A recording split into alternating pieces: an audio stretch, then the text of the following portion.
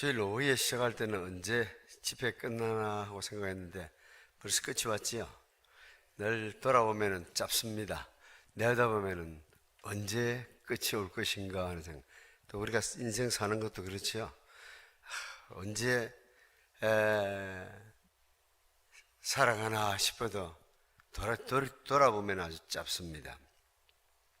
성경이 말하는 그리스도인은 어떤 사람입니까? 그리스도인은 감사하는 사람입니다. 그리스도인은 인간관계를 변화시키는 사람입니다. 그리스도인은 기도하는 사람입니다. 그리고 오늘 우리가 살필 본문은 그리스도인 전도하는 사람이라고 말합니다. 그리스도인들이 위를 향한 신앙생활에 실천해야 될 두 가지 기본 의무를 기도와 전도라고 볼 수 있습니다. 어젯밤은 그 첫째 의무, 기도 생활에 대해서 말씀을 드렸습니다. 기도와 더불어서 그리스도인 신실하게 실천해야 될 위를 향한 신앙생활의 또 하나의 의무는 의무 전도에 대해서 오늘 살펴봅시다. 외인에게 대해서는 지혜로 행하여 세월을 아끼라. 너희 말을 은혜 가운데서 소금으로 맛을 낸과 같이 하라. 그리하면 각 사람에게 마땅히 대답할 것을 알리라. 저 높은 곳을 향해서 나아가는 성도는 기도하는 성도입니다. 그는 기도할 의무뿐 아니라 전도할 임무를 갖고 있습니다. 하나님께 말씀드리는 특권을 가질 뿐 아니라 세상을 향해서도 증거하는, 전도하는 의무를 가지고 있습니다. 그래서 저 높은 것을 향해서 나아가는 성도는 전도를 위해서 모든 삶을 조심합니다. 본문은 삶 전반적인 영역에서 지혜롭게 처신하라는 5절의 명령과 아울러서 구체적인 전도의 방법을 6절은 제시를 하고 있습니다. 전도 어떻게 할 것인가? 본문은 두 가지로 제시하고 있네요. 먼저 그 중에 하나, 지혜로운 행동에 대해 살펴보겠습니다. 복음 전파를 위해서 우리는 어떻게 처신해야 될까요? 행동해야 할까요? 외부 사람들에 대하여는 지혜롭게 대하고 때를 선용하십시오. 때를 잘 활용하십시오. 왜 바울은 이런 권면을 했겠습니까? 외부 사람을 향해서는, 외인을 향해서는 지혜롭게 행하라고 권면하겠습니까? 전도의 기반을 확보하기 위해서 우리의 일반적인 처신은 굉장히 중요합니다. 어쩌면은 골로새 그리스도인들에게 대한 왜곡된 소문이 믿지 않는 사람들 사이에 퍼져 있을 수도 있습니다. 세상은 그리스도인의 신앙과 행동에 대해서 왜곡된 말을, 가짜 뉴스를 퍼뜨리기를 좋아합니다. 사실이 그러한가 하고 확인도 없이 들으면 그대로 또 확대 재생산을 합니다. 그냥 쉽게 판단해서 소문을 퍼뜨리는 것입니다. 그것이 나쁜 소문이라면 더 열심을 내서 퍼뜨리는 것을 좋아하는 것이 바로 세상입니다. 자신들과 다른 그리스도인에 대해서 자신들과 다르게 생각하고 자신들과 다르게 행동하는 그리스도인에 대해서 악의의 찬 모함을 세상에 하는 것은 오늘 새롭게 시작된 일이 아닙니다.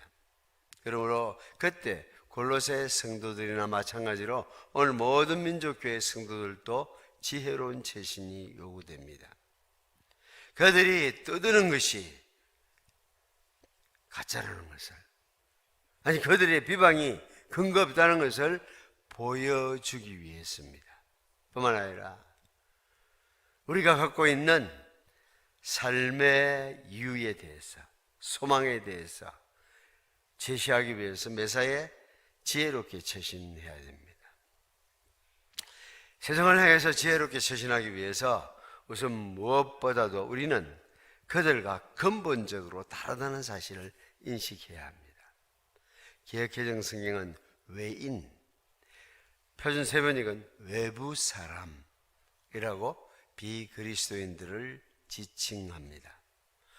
여러분들은 그들이 복음의 비밀에 대해서 아무것도 공유한 것이 없는 외인, 외부 사람임을 느끼고 있습니까? 그들은 여러분과 친구일 수도 있습니다. 친척일 수도 있습니다. 아니, 가족일 수도 있습니다. 그러나 그 마음 속에 그리스도의 영이 없으면은, 하나님의 영이 없으면은 사랑하는 부모 형제라도, 아니 한 몸을 이룬 부부라도 외인임을 인식하고 있습니까?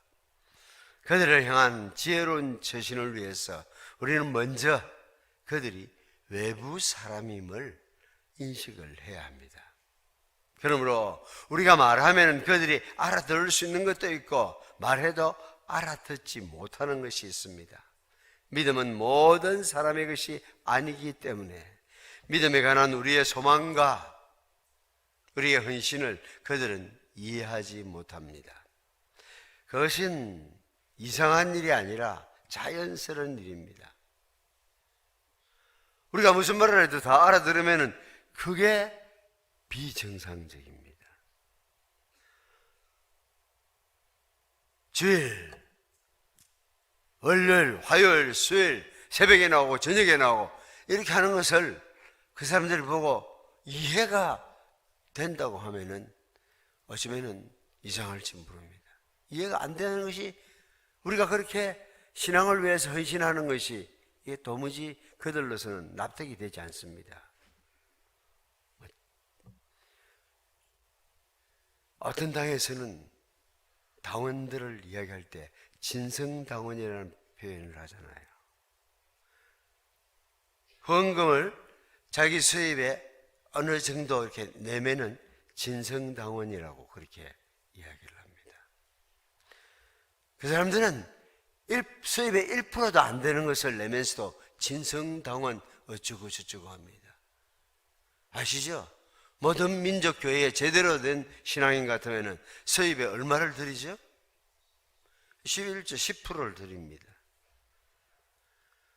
그들이 알면은 까무러치려고 그럴 겁니다. 우리의 헌신의 그 수준을, 그뿐만 아니잖아요. 자기들은 선거 앞두고 4년 5년 만에 한 번씩 전당대회를 하고 당원 훈련을 시키지만 우리는 당원 훈련을 매주일 시키잖아요. 그것도 모자라가지고 우리 진성당원들은 월, 화, 수, 목 매일 새벽마다 우리가 훈련을 시킵니다. 천지간에 우리 당 같은 당은 존재하지 않습니다. 그래서 저는 다른 어떤 당을 믿는 것이 아니라 예배당을 믿습니다. 알겠습니까? 우리 당은 헌신의 정도에 있어서 이게 세상의 단체들하고는 전혀 게임이 되지 않습니다. 그래서 우리의 소망과 헌신을 그들이 어떻게 이해를 할 수 있겠습니까? 그들이 우리를 다 이해하지 못한다는 것을 알고 우리가 재신을 해야 됩니다. 여러분을 믿지 않는 분들을 어떻게 대하고 있습니까? 어떻게 대하는 것이 외부 사람을 향한 지혜로운 행동이겠습니까? 성경이 그들을 외인이라고 가르쳐 부른다고 모든 관심에서부터 그 사람들은 제끼라, 그런 이야기는 아닙니다. 성경이 그들을 외부 사람이라고 규정하고 우리가 그들을 외인이라고 인식해야 되는 유일한 이유는 그들로 하여금 우리와 같은 믿음을 공유하기 위한 것입니다. 지금 바깥에 있다고 규정하는 것은 장차 진리 안에서 하나가 되기 위함입니다. 사랑하는 성도 여러분, 부모나 처자라도 지금 복음을 모르면은 외부인입니다. 진리에 관한한, 하나님에 관한 외부인일 따름입니다. 영적 관심사를 공유하고 있지 않기 때문에 그들은 외부인입니다. 외부인이라고 해서 별 볼 일 없는 사람이라는 뜻은 결코 아닙니다. 결코 그들을 따돌리거나 적대시해서는 안 됩니다. 무시하거나 모욕적인 은행은 정말 해서 안 됩니다. 우리가 당분간 그들을 외인이라고 규정하는 것은 영원히 우리와 한 공동체 안에서 만나기 위함입니다. 그러므로 그들을 향한 행동과 말에는 지혜가 필요합니다. 어떤 때 신앙인들이 처신하는 게 보면은 정말 안타까울 때가 많습니다. 저는 10대 초창기부터 그 신앙이 좋으신 우리 어머니가 행동하는 거 이해 안 될 때 참 많았어요. 일단 새벽 기도 갔다 오면은 그날 아침에는 내 바로 위에 누나가 얻어 터지는 날이거든요. 완전 낙동강 무슨 방어전선에 투입된 것처럼 총알바지가 됩니다. 갔다 가지고 막 준지야, 너는 아직까지 자고 있나? 이러면서 네 친구 아무개는 안 믿는 집에서도 새벽에 나와서 기도를 하는데 그러면 내 마음에 참 많이 부담이 많이 됐어요. 우리 누님 또 얻어 터지구나, 오늘 아침에도 또 얻어 터지구나, 이런 생각을 했는데 세월이 많이 지나가서 내가 그때 어머니 나이를 훨씬 더 살고 나서는 내가 어머니를 이해할 뿐 아니라 사랑합니다. 그때는 이해가 안 됐어요. 어머니 새벽에 기도하러 가서 뭘 말씀 기도했을까? 내일 가면은 그 막내딸 그 족치겠습니다. 그렇게 하나님하고 서운하고 내려왔는지 도무지 이해가 안 됐습니다. 근데 그때 어머니 나이를 훨씬 더 살고 나니까 이제는 참 어머니를 사랑합니다. 어머니가 이해가 됩니다. 하나님 앞에 나가서는 절대 그렇게 기도했을 리 만무합니다. 하나님만이 희망이고 하나님만이 힘이라고, 하나님만이 우리의 길이라고 살려줄 수 있다고 열심히 기도하고 그 어린 자녀들을 데리고 사는데 그들을 키워낸 데서 하나님 말고는 천지간에 도움이 없다고 고백하고 내려왔지만은 집에 내려오면서 눈 딱 뜨면은 또 현실적인 이 시선을 가지고 바라보면은 답답한 것이 왜 없겠습니까? 나이 44세 두 번째 남편을 사별을 했습니다.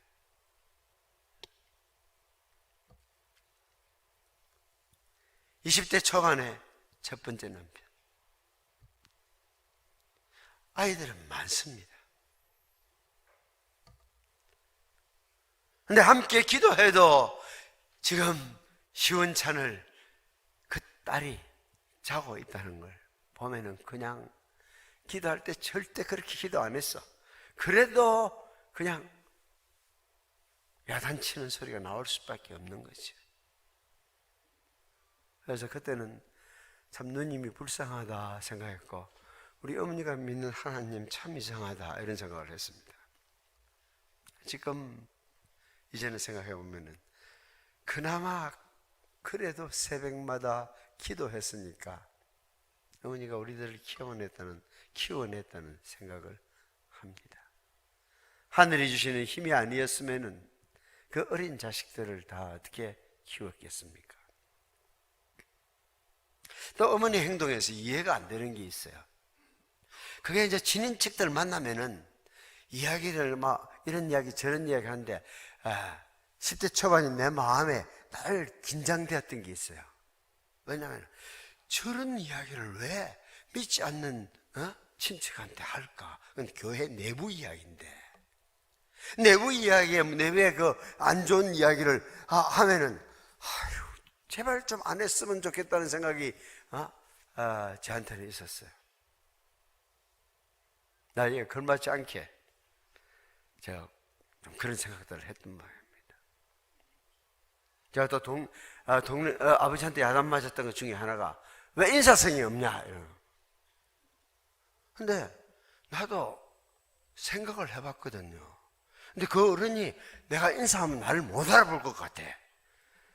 그래 인사를 하면 못 알아볼 거니까 미안할 거라는 생각이 드니까 내가 인사하는 것을 주저하게 되더라고. 아이들은 그러면 안 되는데, 그냥 막 그 사람이 미안해지든지 어쩌든지 그냥 지나하면 되는데, 그걸 못 해가지고 아버지한테 인사성이 없다는 이야기를 들었어요. 말씀은 못 들었지만 속으로 내 할 말은 가지고 있어. 아버지, 나 그 어른이 날 개인적으로 아는 것 같지 않아서 내가 인사를 못 드렸습니다. 어쨌거나 어린 아이는 어린 아이대로 생각하면 좋은데, 우리 어머니 왜 교회에 안 좋은 이야기를 저 믿지 않는 친척분에게 이야기를 할까? 그게 털 나를 긴장시켰던 겁니다. 뿐만 아니라 어머니 행동에서 제가 이해를 못하는 게 또 뭐가 있었냐면, 나는 친구들을 데리고, 그때부터 친구들 많이 데리고 갔던가 봐. 친구들 데리고 집에 가면은 제일 맛있는 게 나올 줄 알았는데, 예를 들어서 시집간, 사촌으로 시집간 우리 누님이 그 대봉감 갖다 놓은 거 홍시가 돼서 항아리 속에 있는데, 그거 왜 내놓지 않는지 너무 안타까워가지고 내가 어머니 보고 이제 따로 만나서, 어머니 왜 그렇게 맛있는 건 두고도 우리한테 안 줍니까? 어머니가 믿는 하나님하고 내가 믿는 하나님하고 다른 것 같습니다. 그랬더니 수년의 세월이 흘러가서 내가 이제 좀 철이 들었을 때 어머니가 그러더라고. 네가 내한테 그 말 했지. 그 말이 어머니 마음을 참 아프게 했던 모양입니다. 나는 그게 간식거리를 알고 있었지만 어머니는 그게 양식이었습니다. 어린 자식들하고 살아가는 데서 그래도 배고파 할 때에 양식 삼아서 아껴야 되는데, 나는 그냥 간식거리로 생각을 했는데, 아들이 내가 믿는 하나님하고 어머니가 믿는 하나님하고 다르네요 하고 이야기를 했으니 얼마나 함부로 어머니 마음을 아프게 했는지 모릅니다. 어쨌든 우리가 살아갈 때에 믿는 사람과 믿지 않는 사람 사이에는 이게 이너서클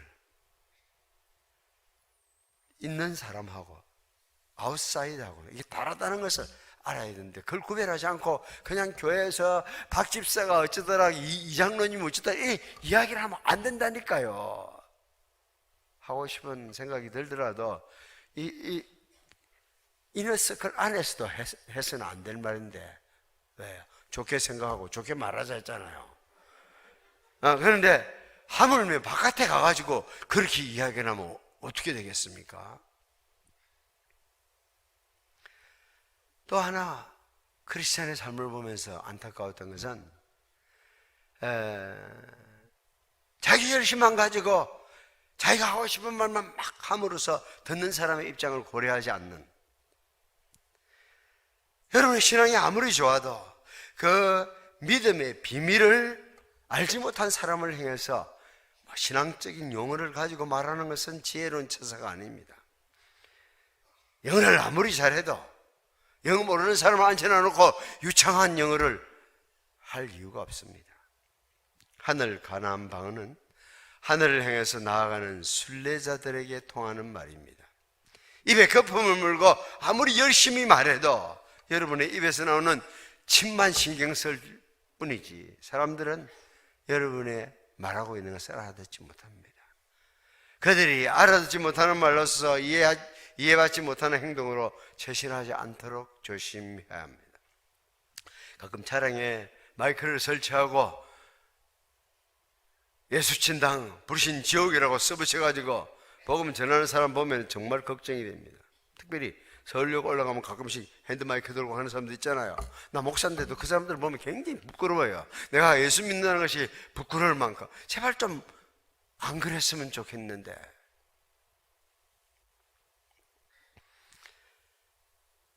어떤 때는 그 방법이 먹혔던 때가 있어요.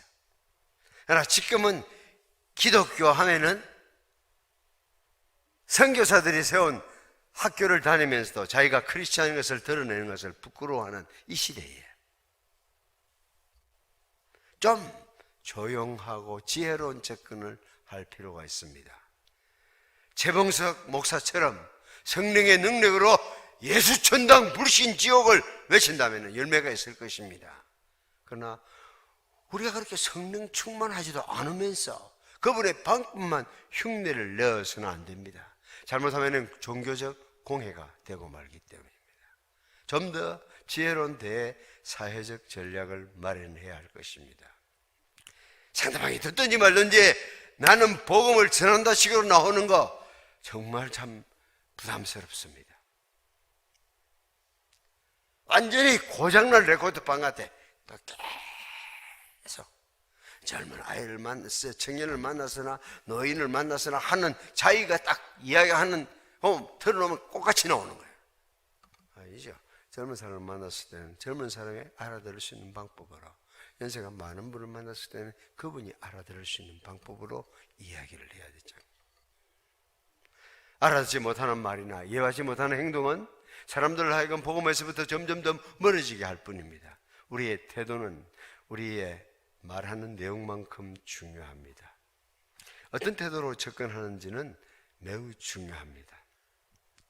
요즘처럼 기온이 떨어진 때는 따뜻한 차라도 대접하면서 이례적이 아니라 지속적으로 접근하는 방법을 생각해 볼 필요가 있습니다. 장기적인 계획을 가지고 접근하면은 우선 거기 바깥에서 생활하는 사람들이 우리의 신실성을 인정할 것입니다. 어떤 때는 우리에게 도움을 요청하기도 할 것입니다. 구체적인 전략은 각 상황에 따라서 나와야 합니다. 여기서 제가 강조하고 싶은 말은 우리 자신의 열심만으로 접근하기보다는 상대방의 입장에서 다가서자는 거죠. 지혜로운 자는 어떻게 처신해야 바깥 사람들이 우리 말에 귀를 기울일지 생각해야 합니다. 정말 교회 안에 있는 사소한 일 가지고 믿지 않는 사람들이 듣는 자리에서 불평을 하는 것 보면은 정말 마음이 불안해졌습니다. 차라리 침묵하는 편이 훨씬 낫습니다. 그래서 아주 쉽게 사람들이 가르치죠. 전도하기 위해서 바깥 사람들에게는 어떻게 하라고요? 예수님 자랑, 교회 자랑, 목사님 자랑 하라 하잖아요. 아주 간단하게 다 정리해가 예수님 자랑, 모든 민족 교회 자랑, 박 목사님 자랑. 우리 박 목사님은 자랑할 만하지 않습니까? 일단 기럭지가 됩니다, 이거.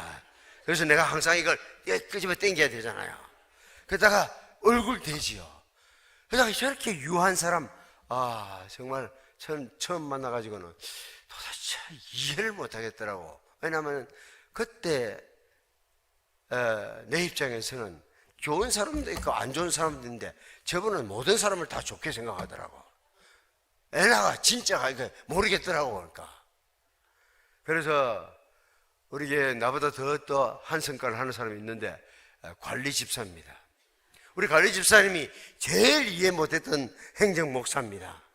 자기 만나가지고도 이야기해놓고 좋게 이야기해놓고 또 전혀 다른 이야기 도대체 막 화를 얻을 때는 굉장히 많이 내더라고. 이해가 안 된다는 거지. 이 사람도 좋다 저 사람도 좋다 하는 것 같다고. 성격이 참 보통 사람들이 따라가지 못할 만큼 하나님께 특별한 은사를 주셨어요. 그것도 큰 키에다가 쫙 우리 들러보니까 얼마나 멋있게 접근할 수 있습니까? 그렇죠? 예수님 자랑하고 교회 자랑하고 목사 자랑하는 거 그렇게 권하는 겁니다. 우리의 삶의 방식이 외부 사람들에게 호감을 줄 수 있어야 합니다. 매력이 있어야 하고 감명을 끼쳐야 합니다. 그들은 우리가 믿고 따르는 성경 말씀에 대해서는 별 관심이 없습니다.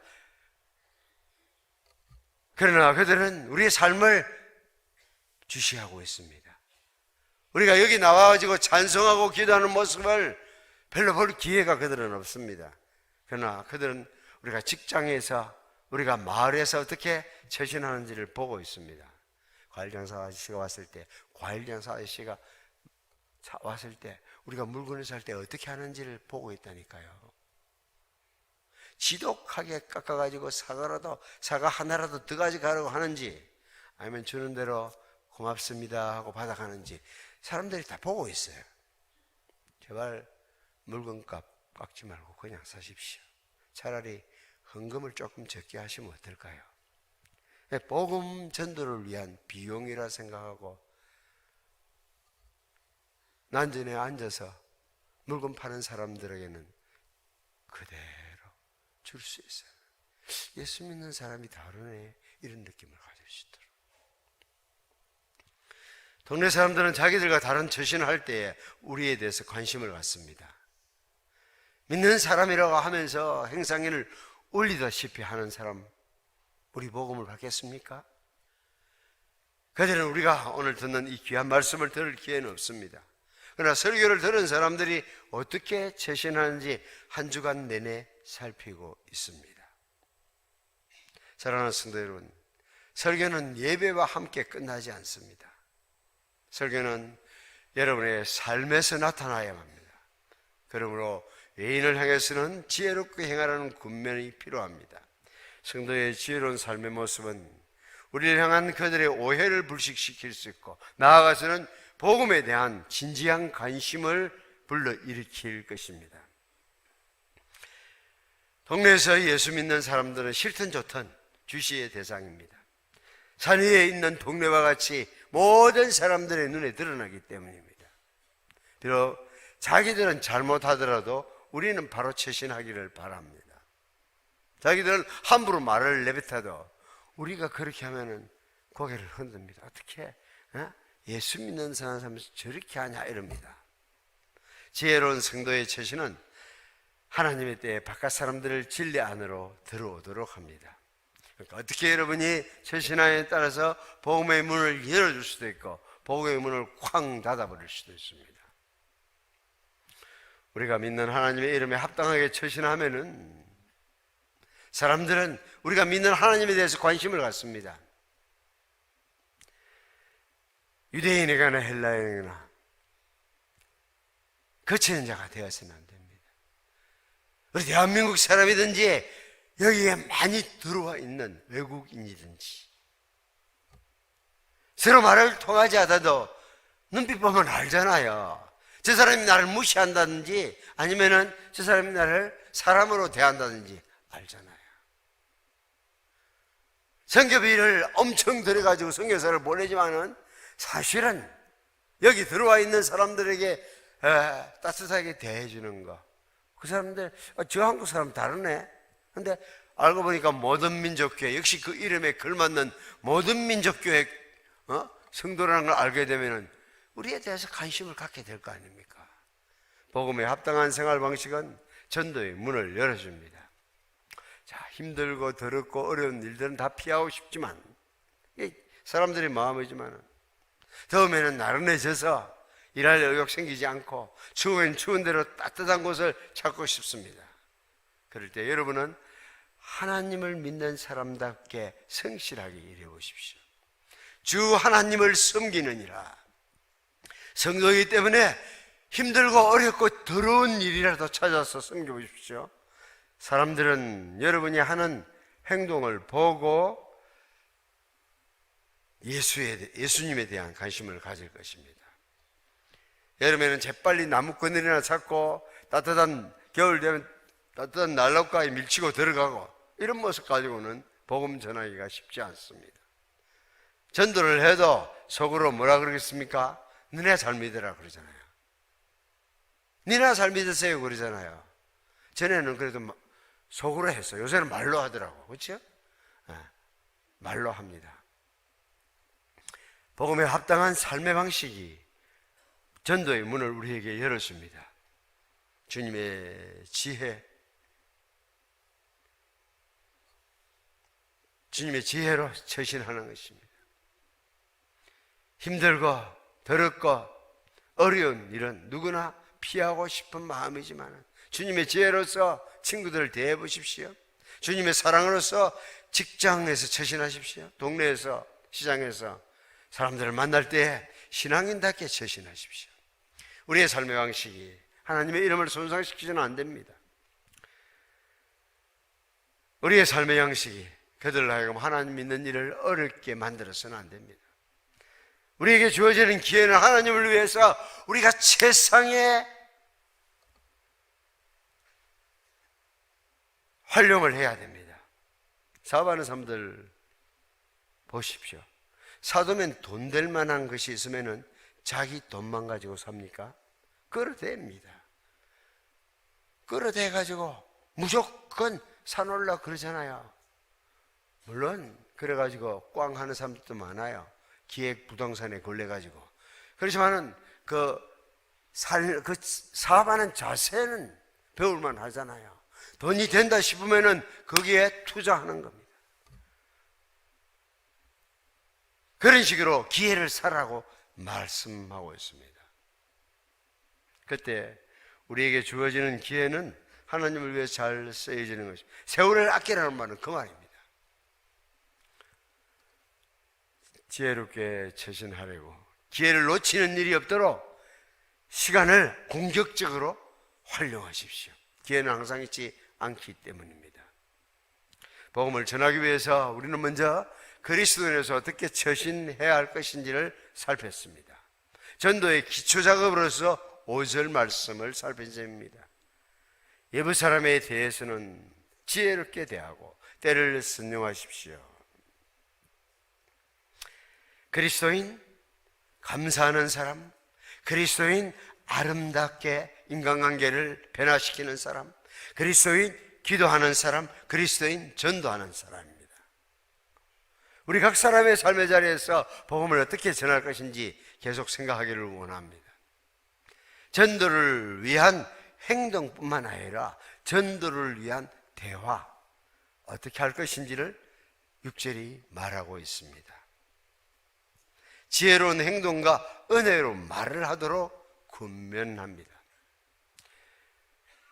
너희 말은 항상 은혜 가운데서 소금으로 맛을 낸과 같이 하라. 그래야면 각 사람에게 마땅히 대답할 것을 알리라.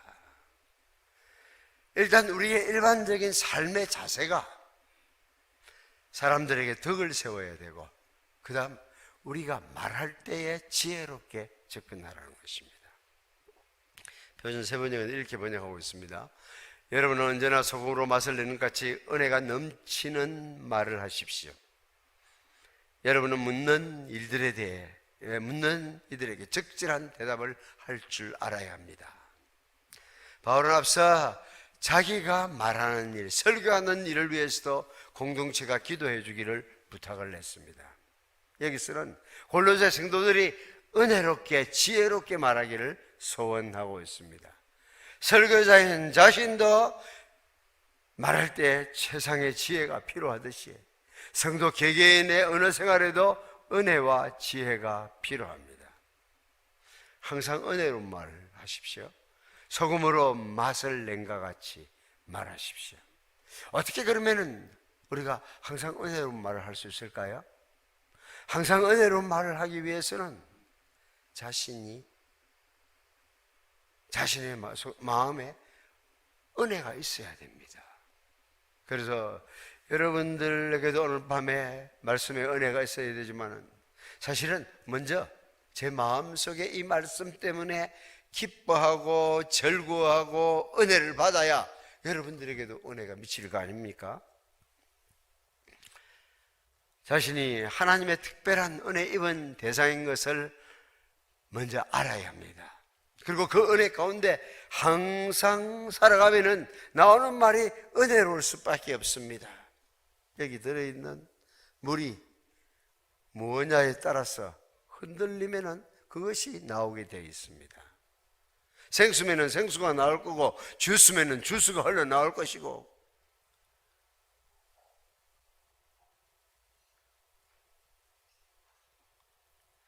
그러니까 중요한 것은 우리 마음이 항상 기쁨으로, 주님이 주시는 기쁨으로 가득해 있고, 주님이 주시는 은혜로 가득해 있으면 나오는 말이 좋을 수밖에 없습니다. 은혜 받은 심령에서 나오는 말은 은혜로운 말입니다. 대중을 상대로 하든지 소그룹 가운데서 말하든지 두 사람이 앉아서 소근소근 대화를 하든지 가릴 바 없이 은혜롭게 말을 하십시오. 친구들과 이야기를 나누든지 아니면 어른들께 말씀을 드리든지 은혜롭게 하십시오. 가진 사람에게 말하든지 가지지 못한 사람에게 말하든지 동일하게 은혜를 나타낼 수 있어야 됩니다. 집주인에게도 아니면 새들에 살고 있는 사람에게도 똑같은 은혜로운 태도를 가지십시오. 시장에서 채소를 팔고 있는 할머니나 동네에 과일을 팔기 위해 온 아저씨나 할 것 없이 은혜로운 말을 해야 된다는 것을 기억하십시오. 우리는 하나님의 은혜를 입은 자이기 때문입니다. 항상 은혜로운 말을 하는 것은 대상을 따라서도 늘 생각해야 되지만은 어떤 주제로 말할 때도 은혜로운 말을 해야 됩니다. 구원의 도리뿐만 아니라 날씨에 대해서 주고받는 대화에서도 은혜가 깃들어 있어야 됩니다. 자녀 교육 문제, 남편 이야기를 주고받을 때도 마찬가지입니다. 사회 총선에 대해서 논하든지 북핵 문제를 다루든지 복지 문제를 논하든지 마찬가지입니다. 언제나 은혜로 말을 하는 것이 제2의 습관이 되면 신앙을 옹호하거나 변명할 때도 두려워할 이유가 없습니다.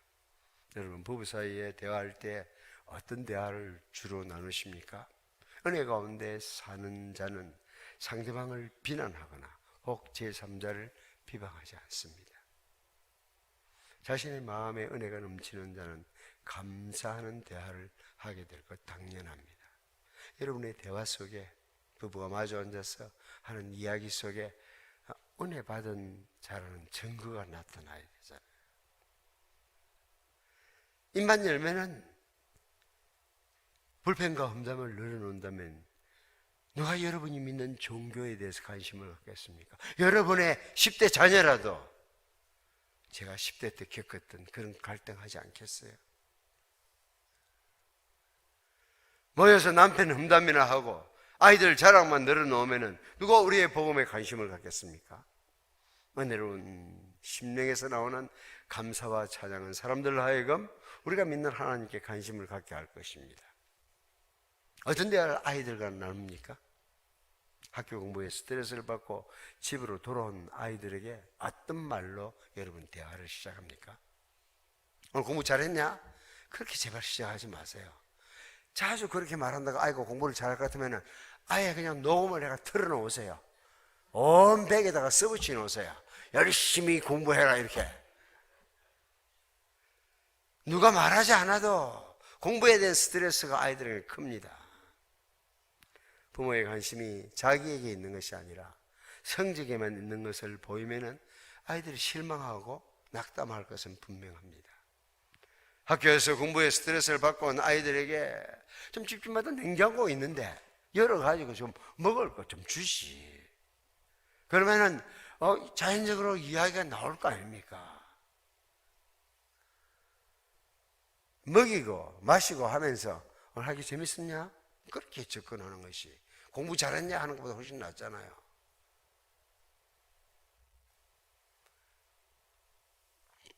학교에서 받는 스트레스가 모자란다고 얘기했는지 집에 온 손님까지도 너 요새 공부 잘하나 이런다니까. 명절에 틀림없이 또 그럴지 몰라. 제발 저것만 아빠한테 받는 것만 해도 충분하니까 여러분 남의 집에 가서 그러지 마십시오. 저는 아이들이 대학에 그냥 잘 들어가길래 그러면 또 내가 뭘 잘했나 생각해 보잖아요. 내가 어떤 부모였을까 생각해 보니까 안 한 게 있더라고. 아이들 보고 공부하란 말 한번 한 적이 없어요. 공부하란 말 내가 한 적이 없어. 왜 그러냐면 내가 한이 맺혀서 그래요. 아이들 4학년, 5학년 때 외국에서 데리고 들어왔는데 한국에 와보니까 한국에서 제일 번성한 종교는 더 이상 불교도 아니더라고. 더 이상 천주교도 아니더라고. 한국에서는 대학교가 제일 잘 나가는 종교더라고.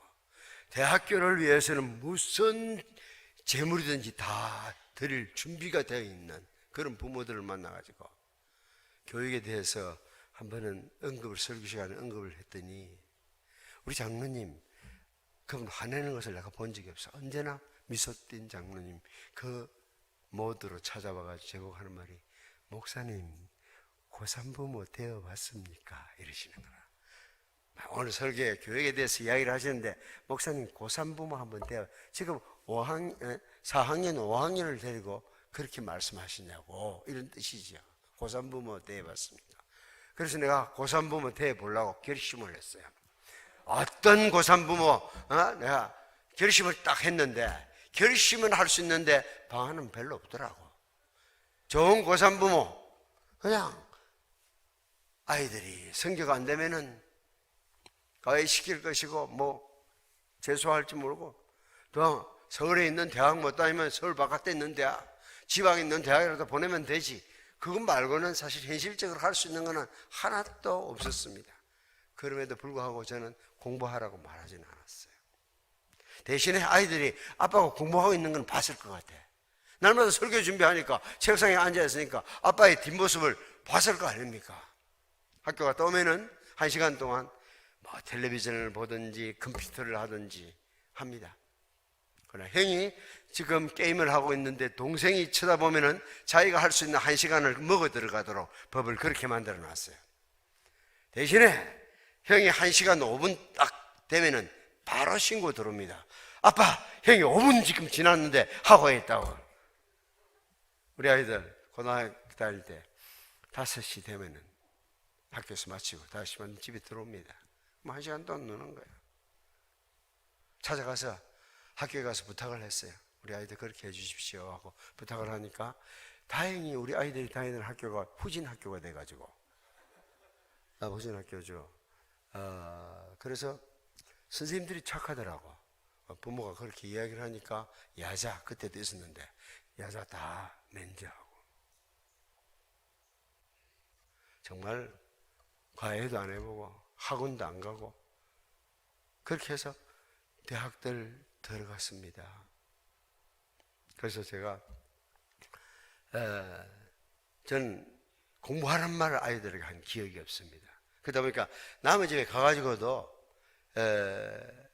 늘 아이들한테 그 초등학교 다니는 아이들한테 내가 초등학교 다닐 때는 그것만 읽으면 돼. 네 이름 쓸 줄 알면 돼. 그러면 잘하는 거야. 공부 중학교 가서 하면 되잖아. 이렇게 막 그 집에 가기만 하면 날 너무 아이들이 좋아하는 거야. 엄마가 가르치는 교리하고 다르기 때문에. 엄마가 가르치는 교리하고는 다르니까. 중학교 가서는 그 중학교는 가서 그게 중간쯤 하라는 거고.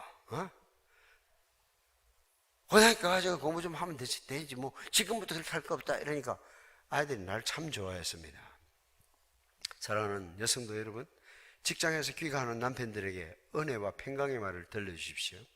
은혜 받은 사람은 받은 은혜를 나눕니다.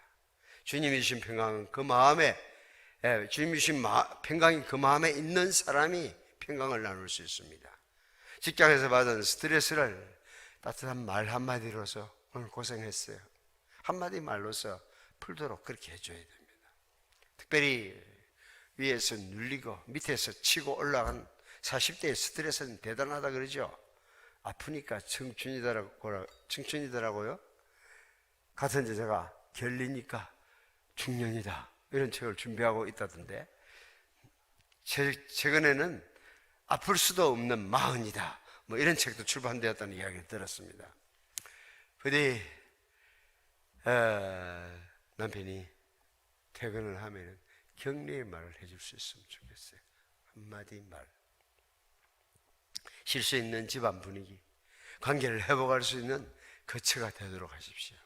그러면은 새날 새 기분으로 날마다 살아갈 수 있을 것입니다. 저녁 한 끼라도 맛있는 음식을 준비하고 따뜻한 분위기, 오아시스를 만들어 보십시오.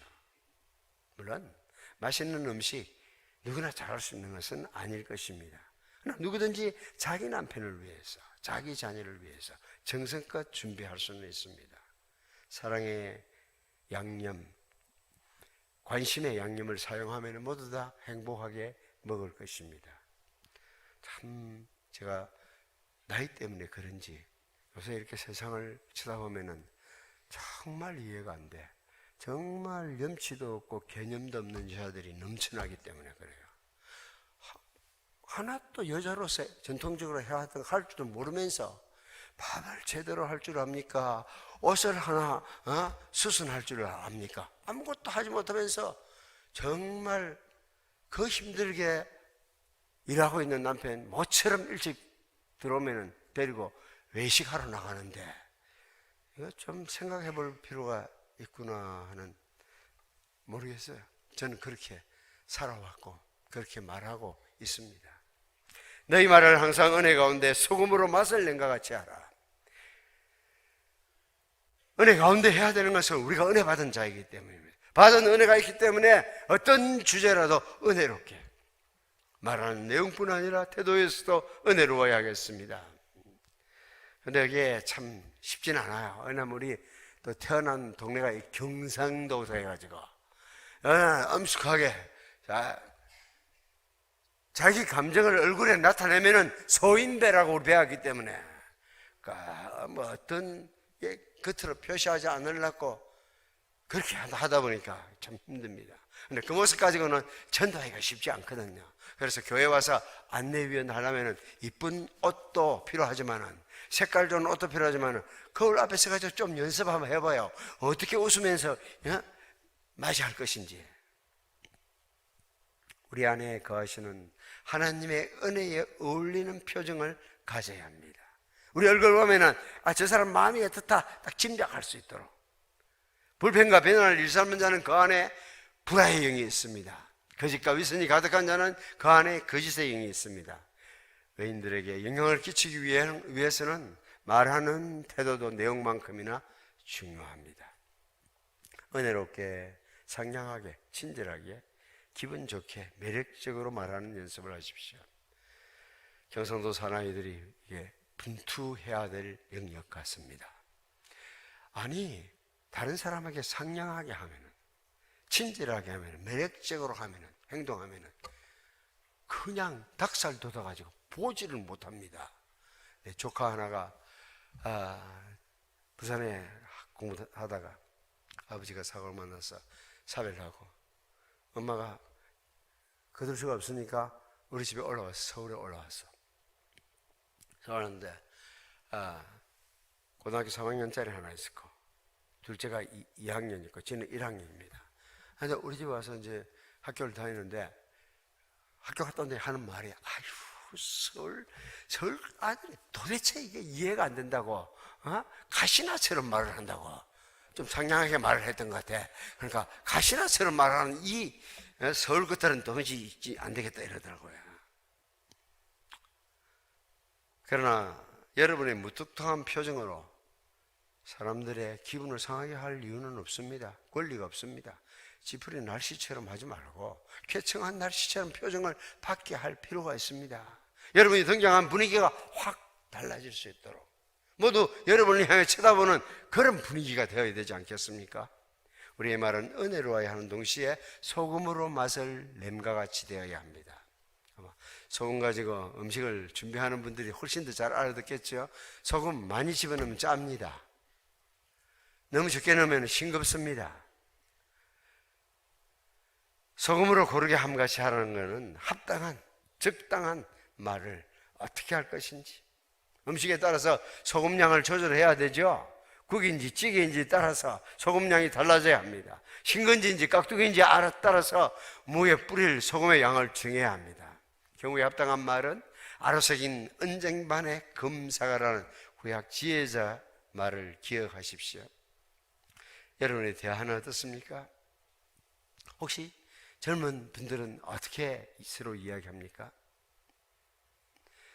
신세대의 대화의 특징은 무엇일까요? 어떤 때는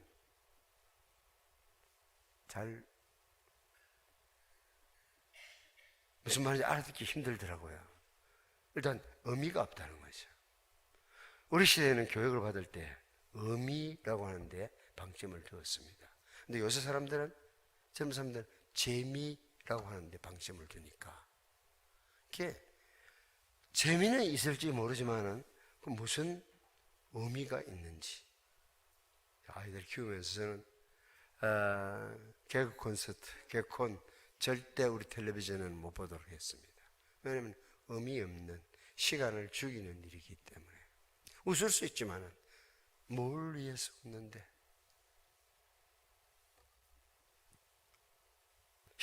시대사류라고 그냥 따라가서는 안 됩니다. 여러분들은 하나님의 선택받은 자들입니다. 여러분도 하나님의 특별한 사랑을 입은 사람들입니다. 그래서 재미 필요하지만 때로는 진지해야 될 이유가 있습니다. 그래야 우리 말을 진지하게 받아들이죠. 항상 그냥 그렇게 해서는 신군말들이 판을 치는 세상에 그걸 비판 없이 따라가서는 안 됩니다. 한번 아들이 초등학교 6학년인데요. 학교 갔다 와가지고 비식이 소파에 누워가지고 이 똥강아지들 그러고 있더라고요. 그래서 엄마가 그걸 듣고 깜짝 놀래가지고 은서가 니 지금 뭐라고 그래 말했니? 하니까 지도 놀랐어요. 지가 하는 말을 엄마가 들었으니까. 그러면서 하는 말이 즉 선생님이 담임선생님이 아이들 보고 늘 하는 말이 똥강아지들 이렇게 이야기를 했대요. 그래서 그 말을 배워가 집에 와서 한번 써봤던 모양이죠. 그래서 그러면 네가 선생님이 한다고 그대로 다 따라할 것이고 나쁜 친구들 하면 네 그대로 집에 와서 다 언제든지 다 따라할 것이고 네 예수 믿는 사람인데 그렇게 해서 되냐 했더니 딱 제때에 예방접종 한번 하고 나니까 그 뒤에 절대 그런 나쁜 말들 되뇌이지 않더라고요.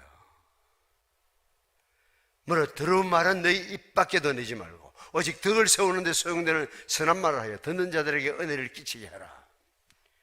골로새 3장 8절 9절 보니까 해방과 너희 입에 부끄러운 말 거짓말은 하지 않도록. 소금은 썩지 않는 역할을 해야 되는 동시에 맛을 내는 역할을 합니다. 공한 내용 없는 말로 시간을 소모해서는 안 됩니다. 소금을 고르게 함같이 말하는 자는 각 사람에게 적합한 말을 합니다. 전도를 해도 그러죠. 어떤 사람이 고구마 전도법을 해가지고 이렇게 한번 생고구마인지 삶은 고구마에 따라서 이렇게 달리 잘 익은 건지 아닌지 따라서 어디까지 말해야 될 것인지가 결정을 해야 됩니다.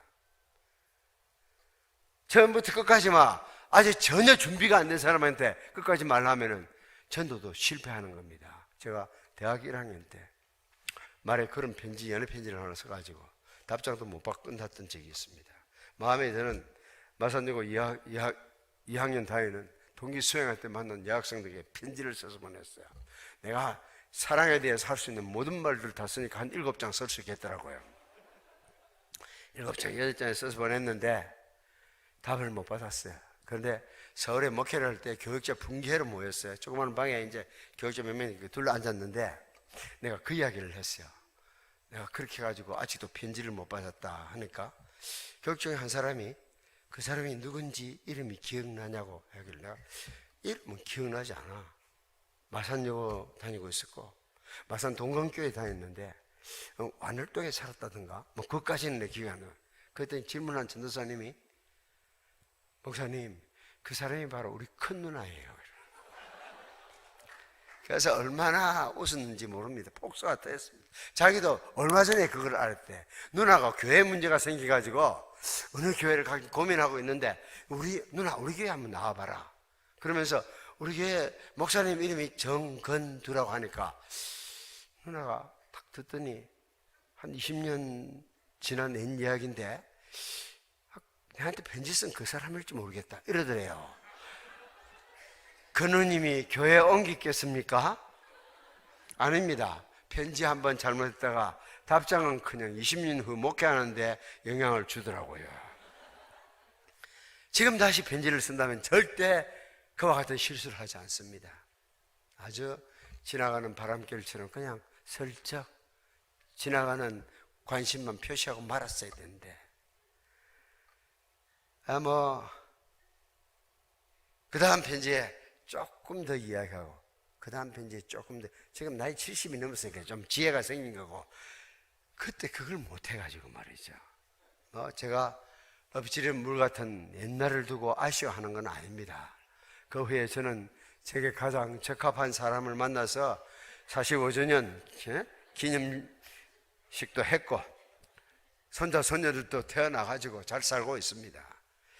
제가 이 이야기를 한 것은 전도 전략에 관해서 처음부터 할 수 있는 이야기를 그동안에 들었던 모든 이야기를 한 사람을 향해서 쏟지 말라는 것입니다. 조금만 이야기를 하고 그 다음 또 조금만 이야기를 가랑비에 옷 젖는 듯이 그렇게 접근해야 되는데 처음부터 그냥 끝까지 이야기를 예수 믿고 지금까지 들었던 이야기를 다 쏟아놓으면 감당할 사람이 세상에는 별로 없습니다. 걱정스러운 것은 제 연애 편지 이야기가 무엇을 밝히기 위한 예정인지 생각도 하지 않고 예화만 듣고 기억하고 돌아가는 사람이 있을까 싶어서 그것도 걱정입니다. 전도할 때에 상대방의 상황을 고려를 하십시오. 그의 입장에서 어떻게 접근할 것인지, 나는 바빠 죽겠는데 눈치도 못 채고 그냥 계속 전도지를 들이밀지 말고, 성령께서 강권하시면 때와 장소를 가리지 않고 접근하십시오. 하지만 보통 때는 성령께서 우리에게 주신 상식을 가지고 전략을 세워야 합니다. 표정을 봐가면서 소금으로 고르게 함같이 지혜롭게 접근해야 합니다. 소금으로 고르게 함같이 하는 것은 접촉한 사람들에게 필요한 적절한 말을 하는 것입니다. 분노하고 있는 자들에게는 온유한 말로, 지친 자에게는 새로운 힘과 용기를 주는 말, 갈 길을 모르는 자에게는 그 길을 보여주는 말을 하면 됩니다. 때에 알맞고 사람들에게 어울리는 대화법을 고민해 봐야 됩니다. 그리하면은 각 사람에게 마땅히 대답할 것을 알리라. 다른 번역은 만나는 사람에게 어떻게 하면 최선의 대화를 할 것인지 연구하라. 뉴 잉글리시 바이블은 그렇게 번역하고 있습니다. 어떤 분들은 열심히 했는데 지혜가 모자라는 것 같습니다. 정말 고장난 레코더처럼 자기 이야기를 계속 돌립니다. 새생명 훈련 받을 때는 토시 하나 틀리지 않고 외우도록 훈련시키는 건 저는 옳다고 생각합니다. 물론 대학 출신들이 불평을 많이 해요. 우리가 대학까지 나왔는데 그 초등학생처럼 토시 하나 틀린 가지고 또 시킨다고 그러지만은, 처음에는 훈련을 받을 때는 토시 하나까지라도 다 그대로 외운다는 심정을 가지고 그렇게 하고, 그 다음에 이제 실전에 나가서는 사람 봐가면서 얼마든지 응용할 수가 있습니다. 너희 마음에 그리스도를 주로 삼아 거룩하게 하고 너희 속에 있는 소망의 이유를 묻는 자에게 대답할 것을 항상 예비하되 온유와 두려움으로 하라. 베드로전서 3장 15절 말씀입니다. 왜 은혜롭게 말해야 되는지, 마땅히 할 말을 묻는 자들에게 우리 안에 있는 소망을 잘 드러내기 위해서 지혜롭게 처신하고 은혜롭게 대화하라고 성경은 말하고 있습니다. 그리스도인은 그 행동 전반에 있어서 지혜롭게 처신하고, 말할 때는 항상 은혜롭게 소금에 고르게 함같이 하라고 이야기를 합니다. 바른 말을 바른 때에 바른 사람에게 하도록 훈련하십시오. 사랑하는 성도 여러분, 지혜로운 처신하십시오. 세월을 아끼십시오. 특별히 이번 명절에 정말 은혜 가운데 말하도록 노력하십시오. 온유와 두려움으로 우리가 믿는 믿음에 대해서, 믿음의 유익에 대해서 귀에 박아대고 접촉을 하면 좋습니다. 때로는 보니까 1년 내내 무관심하고 있다가 그냥 만나자마자 훈련받은 전도법을 가지고 접근하려고 하면 안 돼요. 제가 늘 교인들에게 부탁하는 것은 내년 설에 전도할 사람으로서 지금부터 계획을 해라. 생일, 고모님 생일, 이모님 생일 언젠지 알면은 그때는 작은 선물이라도 보내라. 가뭄이 들었다고 하면은 요새 농사 어떻게 되는지 전화라도 한번 하고, 그렇게 해서 이게 실적을 쌓아가면은 내년 설에 살고 있는 동네에 나타나면은 누구 먼저 떠올리겠습니까? 자기를 챙겨준 그 조카를 먼저 기억할 거 아닙니까? 그러면은 조카가 하는 말은 받아들일 마음의 준비가 되어 있습니다. 아무것도 투자하지 않고 그냥 내가 한 사람 전도해야 되니까 이번에는 이모다 이렇게 해가지고 이모를 타켓으로 삼아가지고 접근하면 이게 힘듭니다. 설교자뿐만 아니라 모든 신자들이 마땅히 할 말을 해야 되지만은 어떻게 하는 것이 유익할 것인지를 고민해야 됩니다. 여러분은 은혜 받은 자입니다. 받은 은혜가 말과 행동에서 드러나도록 하십시오. 그래 하면은 우리가 받은 은혜를 전가할 전도의 문이 활짝 열릴 것입니다. 기도하겠습니다. 은혜로우신